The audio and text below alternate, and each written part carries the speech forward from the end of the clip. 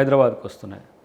తర్వాత ఇప్పుడు ఫార్మా కానీ తర్వాత హార్డ్వేర్ ఇవన్నీ చేయడం కామన్ ఈ చుట్టూ. బట్ హైదరాబాద్ బతుకు చిత్రాన్ని మార్చడానికి మూసీ రివర్ ఫ్రంట్కి సంబంధించిన అంశంలో అది ఎకనామిక్ మోడలే. ఓన్లీ మురికి కాలువలు కడిగి పూలు పెట్టి మురికి కాలువల నుంచి వాసన వస్తుంటే కూడా అని ఇది కాదు. ఇది అక్కడ బస్తీలను రిహాబిటేట్ చేస్తూ ట్రాన్స్పోర్టేషన్ ఈజీ చేస్తూ అప్ టు మీకు గట్కేసర్ వరకు కూడా ఒక ఈజియెస్ట్ వే అవుతుంది.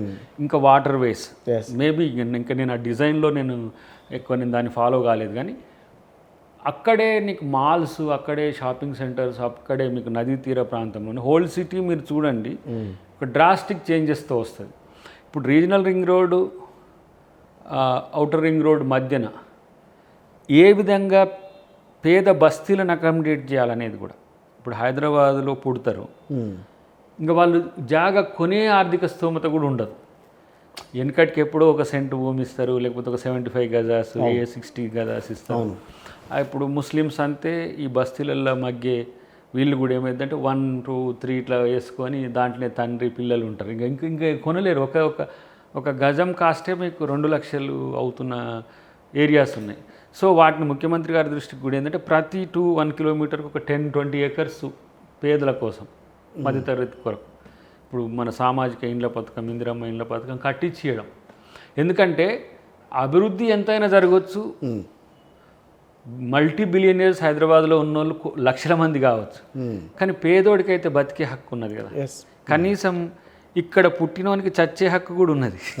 చస్తే బొందబెట్టే జాగా కూడా ఉండాల్సిన పరిస్థితి ఉంటుంది. అట్లా కూడా లేకుండా అయిపోయింది మనకు. నేను అనుకుంటా సీరియస్ బస్తీలు, నేను దాదాపు 2004-05 నుంచి నేను బస్తీలు చూసినా కదా, అవి చాలా ఇరికిరికైనాయి. అప్పుడప్పుడు నేను పోయి చూస్తుంటా ఓల్డ్ సిటీ బస్తీస్ కానీ, ఇప్పుడు మనకు ఈ పంజాగుట్ట ఏరియా కానీ, ఇటు మనకు చింతల బస్తీ కానీ, అటువైపు మనకు ఎల్బీ నగర్ అటు ఏరియా ఉన్న బస్తీలు కానీ చాలా ఇరుకున్నాయి. తర్వాత వాళ్ళకు ఇప్పుడు రేషన్ కార్డులే ఇవ్వాల్సిన పరిస్థితుల్లో తక్కువ అవుతున్నప్పుడు రేపు ఇండ్ల స్థలాలు ఇవ్వాలి. అలాంటప్పుడు నీకు వీళ్ళు ఇల్లు కట్టుకోవాలంటే హైదరాబాద్లో పుట్టి భువనగిరి అవతలికి పోవాలి, లేదంటే వీళ్ళు ఎక్కడికి మాల్ అవతలికి పోవాలి, లేకపోతే ఇంకెక్కడికో పోవాలి. అలాంటి సీఎం గారి దృష్టికి తీసుకొచ్చి అక్కడక్కడ కాలనీస్ కొరకు ఇప్పుడు ఒక 2-3 కిలోమీటర్స్ ఒక ఎంత 20-30 ఏకర్స్ గవర్నమెంట్ వదిలేస్తే వాళ్ళకు బతుకునివ్వడమే కాదు, వాళ్ళకు బతికే హక్కును కూడా కల్పించాల్సిన బాధ్యత ప్రభుత్వాన్ని. అట్లా ఉంటుంది. రెండోది ఏంటంటే సాఫ్ట్వేర్ అనే కాదు, రేపు హైదరాబాద్ బ్రాండ్ను ఇంటర్నేషనల్ చేసే ఒక ప్రణాళికతో కూడా ప్రభుత్వం ఉంది. ఏదో ఆషామాషిగా చేసి గింత చేసి ఇది అని చెప్పుకోవడానికి. కాంగ్రెస్ ఇప్పుడు ఢిల్లీ డెవలప్మెంట్ అథారిటీ పెట్టినాం ఒక రోజు, 10,000 crores సెంట్రల్ బడ్జెట్ నుంచి అలకేట్ చేసింది సోనియా గాంధీ గారు. నాకు బాగా గుర్తు, అప్పుడు నేను మూవ్మెంట్లో ఉన్నప్పుడు. అరే డిస్క్రీటెడ్గా ఎందుకు ఒకే జిల్లా ఒక ఢిల్లీకి ఒక 10,000 కోట్లు చేయాలని. ఈరోజు దాని ఫలితము మీరు యమున మొత్తం కూడా ఢిల్లీలో భాగమై ఇటు నోయిడా, ఇటు గ్రేటర్ నోయిడా, తర్వాత గూర్గాం నుంచి నీకు ఉత్తరప్రదేశ్, హర్యానా ఇటువైపు వస్తే రాజస్థాన్ వరకు ఢిల్లీ అయింది. కోర్ ఢిల్లీ మీకు కొంచెమే ఉండొచ్చు, కానీ ఆగ్రా కూడా రేపు మీకు కవరేజీలు వచ్చేస్తుంది అజ్మీర్ దర్గా నుంచి మొదలు పెడితే.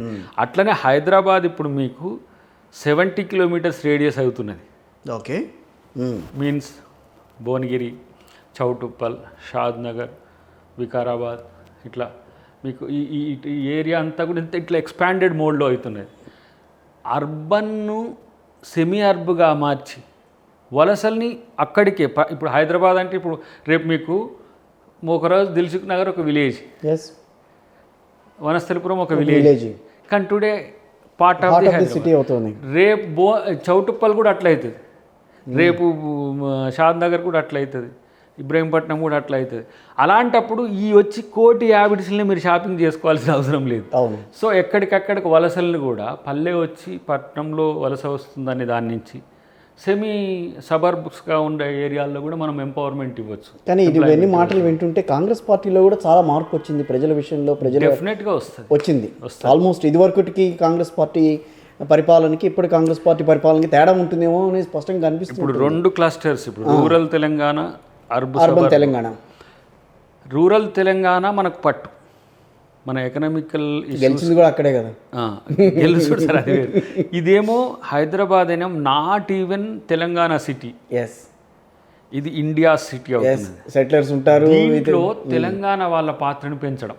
ఓకే, ఫర్ ఎగ్జాంపుల్ నేను ఇప్పుడు అటు పోతా కదా, ఐటీ హబ్, ఇటు టీ హబ్, టీ వర్క్స్, లేకపోతే ఇవన్నీ ఈ ఏరియా ఈ పట్టెకి చూస్తా కదా, అక్కడ తెలంగాణ కానీ తెలుగు వాళ్ళు కానీ ఎంతమంది ఉంటారని చూస్తా. తెలుగు కూడా నాట్ ఈవెన్ తెలంగాణ. ఓకే, అంటే గ్లోబల్ ఆపర్చునిటీస్ని తీసుకొచ్చి టాలెంటెడ్ అంతా కూడా ఆ ఏరియాలో జామ్ అయినారు. దాంట్లో కొంతమంది తెలుగు వాళ్ళు కూడా ఉంటారు, తెలంగాణ వాళ్ళు ఉండొచ్చు. ఇక్కడ తెలంగాణ తెలుగు వాళ్ళను మనము పెంచాలి. ఏది న్యూ మోడల్ డెవలప్మెంట్లో వీళ్ళని భాగస్వామ్యం చేయాలంటే ఏ విధంగా అనేది కూడా ప్రభుత్వ ఆలోచన ఉంటుంది. ఓకే, ఇప్పుడు మిర్చి కొట్ల గానో, డ్రైవర్లు గానో, లేకపోతే అసిస్టెంట్లు గానో, టీ బోసెట్టోళ్ళు కానీ కాకుండా ఇప్పుడు రేపు స్కిల్ యూనివర్సిటీ వస్తుంది. స్కిల్ యూనివర్సిటీ కానీ కొంచెం అవును అన్న దాంట్లో దాన్ని ఏంటంటే స్టడీకి వృత్తికి ఇంటర్లింక్ చేసి, ఇంతకుముందు ఐటీఐల మాదిరిగా ఇప్పుడు ఇంజనీరింగ్ చేస్తున్నారు.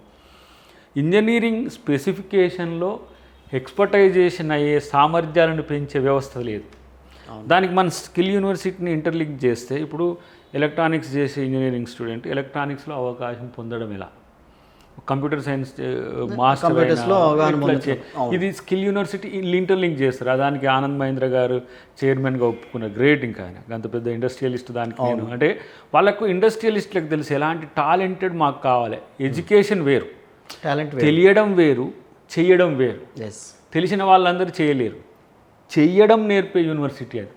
తర్వాత చాలామంది మిత్రులు నా దగ్గర కూడా వస్తున్నారు, ఒక స్పోర్ట్స్ యూనివర్సిటీ కూడా పెట్టాలి, మేము పెట్టుకుంటామని. స్పోర్ట్స్ యూనివర్సిటీ ఏమవుతుంది నీకు, ఇప్పుడు ఒలింపిక్స్కి పోతే తెలుగు వాళ్ళు ఎంతమంది ఉన్నారు?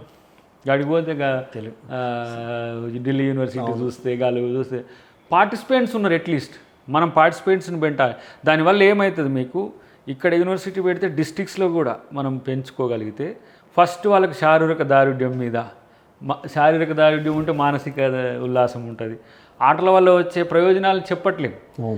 ఇంతకుముందు మనం చదువుకున్నప్పుడు కూడా జెడ్పీ స్కూళ్ళల్లో ఖోఖో ఉండేది, వాలీబాల్ ఉండేది, లాస్ట్ లెవెల్లో మేము చదువుకున్నప్పుడు క్రికెట్ కూడా ఎంటర్ అయింది అప్పుడప్పుడే. కానీ మనం ఈ అగ్గిపెట్టే బళ్ళల్లో ఫస్ట్ వాడు కూర్చొని చదివి బయటకు వెళ్తే చాలరా అన్నట్టు, ఏదో బోర్ బాయిలో పడి వాడు చదువుకొని మళ్ళీ ఇంటికి వచ్చినట్టు ఉంటుంది. సో అట్లా కాకుండా కొంచెం ప్యాషనేట్గా, చాలా ఇష్టంగా చదివే చదువు 20% విద్యార్థికి, నేర్చుకోవడం ఒక 50%, మిగతాదంతా కూడా ఎంటర్టైన్మెంట్ ఉండాలి. రైట్. మన బతుకులో లైఫ్లో ఇప్పుడు మావాడు ఉన్నాడు, వాడిని క్రికెట్ ఆడాలని ఉంటుంది, వానికి ఫుట్బాల్ వచ్చింది ఇప్పుడు దాంట్లో స్కూల్లో, మన క్రికెట్ ఆడాలని ఉంటుంది. ఇంకో ఆప్షన్ లేదు. స్కూల్ గ్రౌండ్ పెద్దగా ఉంటుంది, హెచ్పిఎస్ అంటే చాలా పెద్ద స్కూల్, కానీ వాళ్ళు కోరుకున్న దాంట్లో ఆడాలంటే లేదు. ఇప్పుడు ఇది ఉందనుకోండి, ఇప్పుడు స్పోర్ట్స్ యూనివర్సిటీ లాంటి ఒక ఆలోచన మంచిగా ఉంది. స్పోర్ట్స్ యూనివర్సిటీ ఇండియాలో లేదు, వరల్డ్లో కూడా లేదు. వాళ్ళు ఇంటర్నేషనల్ స్టాండర్డ్స్తోనే అన్ని స్టేడియంస్ కడతారు. ట్రైనింగ్ స్కూల్ నువ్వు ఏదైనా కావచ్చు, వాళ్ళకు టైం ఉంటుంది. ఇట్లా ఒక స్పెసిఫిక్గా స్పోర్ట్స్ యూనివర్సిటీ లాంటివి కూడా చేస్తే ఏమవుతుంది, రెండు రకాల ప్రయోజనాలు.